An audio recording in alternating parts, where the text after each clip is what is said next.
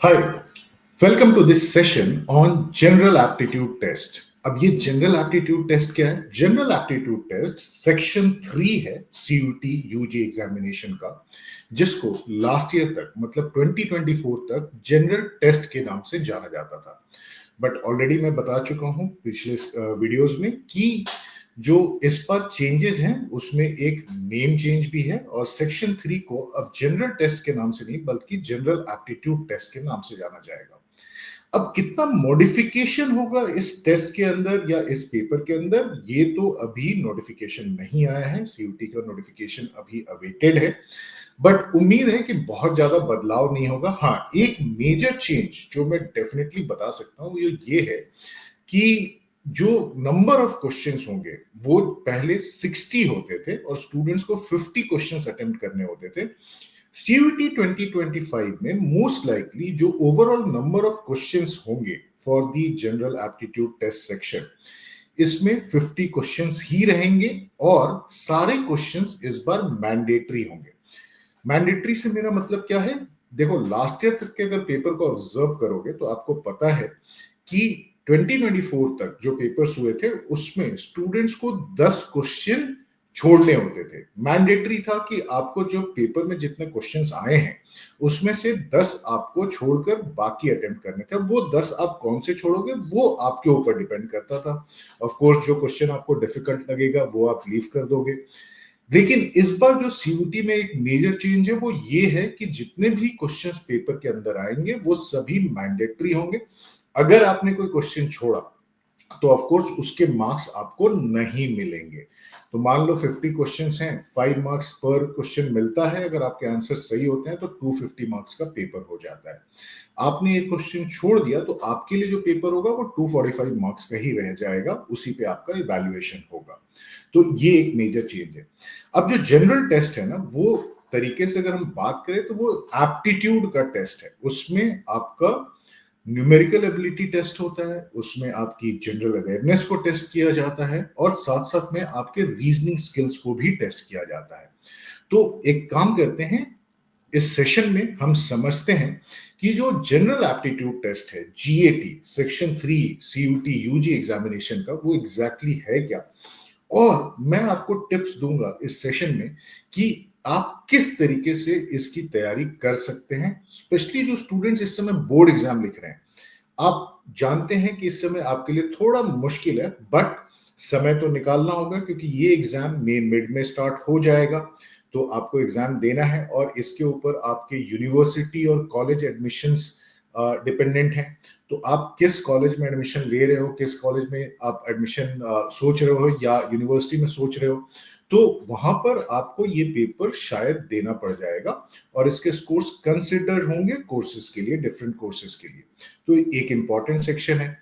साथ साथ में अगर आपने इसकी तैयारी नहीं की है तो नेचुरली इसमें नंबर लाने डिफिकल्ट हो जाएंगे। देखो, ये स्कोरिंग पेपर है बट इसके लिए तैयारी करनी पड़ेगी।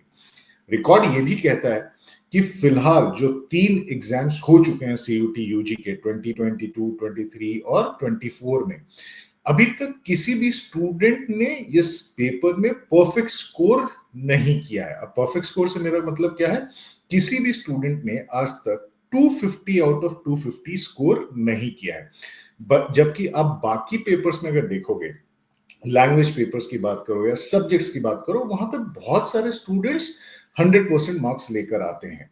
बट जनरल एप्टीट्यूड टेस्ट है ना, इसमें अभी तक ऐसा नहीं हुआ है। उसमें बहुत सारे फैक्टर्स हैं। प्रैक्टिस तो एक बहुत इंपॉर्टेंट एलिमेंट होता ही है, साथ साथ में चूंकि जनरल अवेयरनेस है तो वो थोड़ा डिफिकल्ट बना देता है।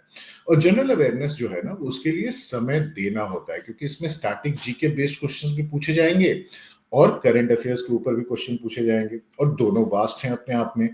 तो आपको समय देना होगा तैयारी करने के लिए। तो मैं इस सेशन में ये भी बताऊंगा कि ड्यूरिंग द बोर्ड एग्जाम्स आप कितना समय दे सकते हो और डेफिनेटली वो मैनेजेबल होगा। आप इतना समय तो बिल्कुल आराम से निकाल सकते हो जितना मैं बताने वाला हूं। साथ साथ में बोर्ड एग्जाम्स के बाद आपको कितना समय देना चाहिए इस पर्टिकुलर सेक्शन की प्रैक्टिस के लिए। तो चलो आगे बढ़ते हैं और समझते हैं कि एग्जैक्टली जनरल एप्टीट्यूड टेस्ट है क्या और इसकी तैयारी कैसे कर सकते हैं बिल्कुल अच्छे तरीके से। तो सबसे पहली बात, जैसे मैंने अभी बताया थोड़ी देर पहले, लास्ट ईयर तक इस सेक्शन को जनरल टेस्ट बोलते थे, जो सेक्शन 3 है सीयूटी यूजी एग्जामिनेशन का। इस साल से इसका नाम चेंज हो जाएगा और ये जनरल एप्टीट्यूड टेस्ट बन जाएगा। फिलहाल अगर कोई चेंज होने वाला है सेक्शन में, किस तरीके के क्वेश्चन पूछे जाएंगे, तो वो तो जब नोटिफिकेशन आएगा तभी पता चलेगा। अब ये जो पर्टिकुलर सेक्शन है ना, ये बहुत सारी यूनिवर्सिटीज जो है सीयूईटी में, वो इसको एक्सेप्ट करती हैं for admissions to the undergraduate courses. तो आप जब एलिजिबिलिटी चेक करोगे यूनिवर्सिटीज की, तो कई बार आपको मिलेगा देखने को कि मुझे जनरल टेस्ट का एग्जाम देना होगा, क्योंकि ये as part of the eligibility condition है फॉर सीयूटी एग्जामिनेशन, ताकि अगर उस यूनिवर्सिटी या कॉलेज में मुझे एडमिशन लेना है या उस पर्टिकुलर प्रोग्राम में एडमिशन लेना है, तो वो यूनिवर्सिटी अगर ये डिमांड करती है कि आपको अलोंग विद अदर सब्जेक्ट्स में भी लैंग्वेज आपको जनरल एप्टीट्यूड टेस्ट लिखना होगा, तो आपके लिए तो ये मैंडेटरी हो जाता है। ज्यादातर जो प्राइवेट यूनिवर्सिटीज हैं सीयूटी में, और बहुत सारी स्टेट और सेंट्रल यूनिवर्सिटीज भी डिमांड करती हैं फॉर देयर प्रोग्राम्स कि आप जनरल एप्टीट्यूड टेस्ट आपके लिए मैंडेटरी है। अगर मैं यूनिवर्सिटी ऑफ दिल्ली की बात करूं, तो जो ऑनर्स कोर्सेज हैं उसके लिए तो जनरल टेस्ट मैंडेटरी नहीं है, बट कई ऐसे प्रोग्राम हैं जहां पर आपके लिए जनरल टेस्ट जो है, जनरल एप्टीट्यूड टेस्ट जो है, वो मैंडेटरी है। फॉर एग्जाम्पल, अगर मैं बीएमएस की बात करूं, जो उनका 3 year bachelor of management studies का प्रोग्राम है, जो बीबीए बेसिकली, या उनका जो एक स्पेशलाइज्ड फाइनेंस का कोर्स है, BBA FIA, finance and investment analysis का जो कोर्स है, या जो बिजनेस इकोनॉमिक्स का प्रोग्राम है, वहां पर जनरल एप्टीट्यूड टेस्ट मैंडेटरी रहा है। तो आपको लैंग्वेज के साथ मैथमेटिक्स और जनरल एप्टीट्यूड टेस्ट का पेपर देना होता था। जो लोग बीए पास या बीकॉम पास के बारे में सोचते हैं, उनके लिए जो जनरल एप्टीट्यूड टेस्ट का सेक्शन है, वो सब्स्टिट्यूट के तौर पर काम करता है। अगर आप सीयूटी यूजी के एग्जाम लिख रहे हैं फॉर दिल्ली यूनिवर्सिटी और पास कोर्सेज, जो प्रोग्राम कोर्सेज हैं, उनको कंसिडर कर रहे हो, तो उसके लिए दो अल्टरनेटिव्स होते हैं। पहला होता है कि आप एक लैंग्वेज प्लस 3 डोमेन सब्जेक्ट्स जो आपने 12th में पढ़े हैं उनके थ्रू पेपर लिखिए, या आप एक लैंग्वेज, एक डोमेन सब्जेक्ट और जनरल टेस्ट का पेपर लिख सकते हैं। तो एक जनरल टेस्ट का जो पेपर है, वो आपको हेल्प करता है 2 डोमेन सब्जेक्ट्स को एलिमिनेट करने के लिए। सिमिलरली जर्नलिज्म और मास कम्युनिकेशन की अगर बात करें, तो वहां पर भी जनरल टेस्ट की रिक्वायरमेंट होती है। तो ये जो है ना, ये बहुत ही इंपॉर्टेंट सेक्शन है, जो सेक्शन 3 है जनरल एप्टीट्यूड टेस्ट, ये बहुत ही इंपॉर्टेंट सेक्शन है। अब बात करते हैं एग्जैक्टली इस सेक्शन के अंदर आता क्या है। तो इस सेक्शन के अंदर 3 कंपोनेंट्स होते हैं। जो पहला कंपोनेंट है वो है न्यूमेरिकल एबिलिटी का। देखो कोई ऑर्डर नहीं है, बट मैं आपको बता रहा हूं। तो पहला कंपोनेंट है न्यूमेरिकल एबिलिटी का। अब ये न्यूमेरिकल एबिलिटी है क्या? Numerical ability basically elementary maths की हम बात कर रहे हैं, एंड जो आपका 8th 9th क्लास का जो मैथ्स था ना, वो अब आपको दोबारा से प्रैक्टिस करना पड़ेगा। तो उस लेवल के क्वेश्चंस पूछे जाते हैं। तो आई एम श्योर डिफिकल्ट तो नहीं है, बट 2 चीजें हैं। कुछ लोगों को मैथ्स का डर होता है, फियर होता है, तो वहां पर प्रॉब्लम हो सकता है। इसी वजह से 11th 12th में मैथ्स छोड़ दिया था मौका मिलते ही। और दूसरा होता है कि मेमोरी से गायब हो गए, क्योंकि हमने बहुत समय पहले ये सारे कॉन्सेप्ट्स लोअर लेवल पे पढ़े थे, तो अब उसको दोबारा से विजिट करना होगा। और मैथ्स हमेशा से मैं ये बोलता आया हूं कि ये प्रैक्टिस का सब्जेक्ट है, तो आपको प्रैक्टिस करना पड़ेगा। जो सेकंड एरिया है वो है जनरल अवेयरनेस। अब जनरल अवेयरनेस का जो पार्ट है ना, उसमें स्टैटिक जीके बेस्ड क्वेश्चंस भी पूछे जाते हैं और करंट अफेयर्स के भी क्वेश्चन पूछे जाते हैं, और इसका कोई रेशियो फिक्स नहीं है। आप ऑब्जर्व करोगे लास्ट 3 इयर्स पेपर में कभी करंट अफेयर्स ज्यादा पूछा गया है, कभी स्टैटिक जीके के क्वेश्चंस ज्यादा पूछे गए, और विद इन द ईयर भी काफी चेहर फिर रहा है, क्योंकि कई बार मल्टीपल टाइम्स ये पेपर कंडक्ट हुआ है। और जो थर्ड एलिमेंट है वो है रीजनिंग का। लॉजिकल रीजनिंग और एनालिटिकल रीजनिंग दोनों के क्वेश्चंस पूछे जाते हैं। विजुअल रीजनिंग भी इंक्लूड होता है इसमें। जो पैटर्न बेस्ड, जो इमेज बेस्ड क्वेश्चंस होते हैं ना, वो आपसे पूछा जाता है, आपको टेस्ट किया जाता है यहाँ पे।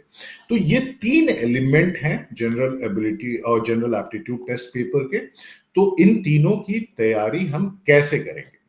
और सबसे पहले ये अंडरस्टैंड करना है कि अगर मैं सीयूटी 2025 का एग्जाम लिख रहा हूं और मैं इस समय क्लास 12th में हूं, तो नेचुरली मेरे बोर्ड एग्जाम सब शुरू हो गए हैं या होने वाले हैं। तो इस समय मुझे कितना समय देना चाहिए और बोर्ड एग्जाम्स के बाद कितना समय देना चाहिए? तो एक एक करके सारे सेक्शंस की बात करते हैं। सबसे पहले न्यूमेरिकल एबिलिटी की बात करते हैं। तो न्यूमेरिकल एबिलिटी तो बेसिकली एलिमेंट्री मैथ्स है।